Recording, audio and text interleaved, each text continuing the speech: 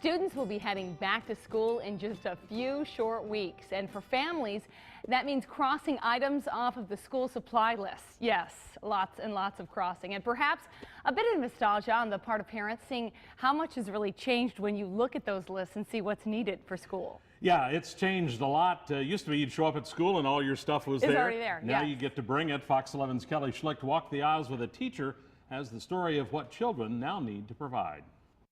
As they checked off items, pencil cases. These moms marveled at the changes to school supply lists since they went to class. There are some items that I don't remember having to purchase, like dry erase markers and flash drives and earbuds. Electronics, gadgets, we need headphones. We never used anything like that when I was going to school, even college. We met up with veteran educator Scott Ronsmans. He teaches 6th grade at Aldo Leopold in Green Bay.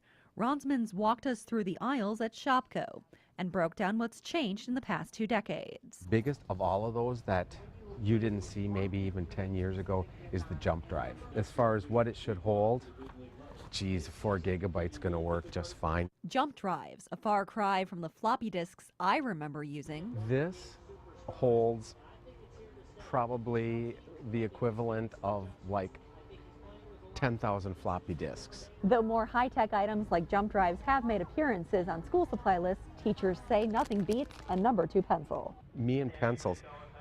Pencils, you get what you pay for.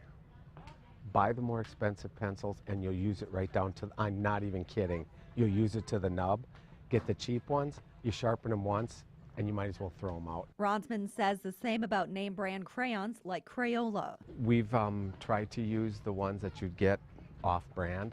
Again, you get what you pay for. Ronsmans also suggests middle school parents shell out a little more cash now for a graphing calculator that their student can use through high school. Here, this does algebra and geometry, graphing.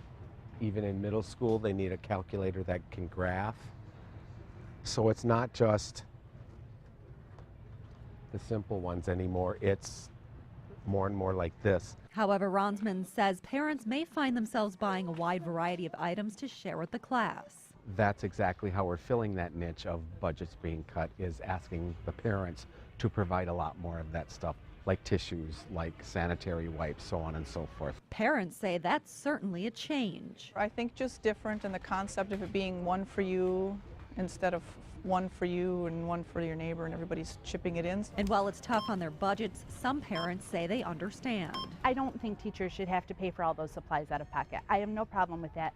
I wish that it wasn't all, they request that everything is brought in on Meet Your the Teacher night, which is before school even starts. Before the kids head back, Ronsmans recommends shopping around. You know, look for sales, but again, don't skimp on crayons, don't skimp on pencils. If you're gonna cut corners, do it on like paper, tissue, things like that. He says by looking for deals, families may be able to afford making this school year one to remember. Kelly Schlicht, Fox 11 News. Trying to remember what a calculator was. On fox11online.com, we have more about the new kinds of supplies students need. Find the extra video by holding your mouse over news and clicking on Green Bay. Oh man, I remember counting on my fingers. Yeah, that was, I could count to 10 in grade school. Once I got past that, I was in trouble. Yes.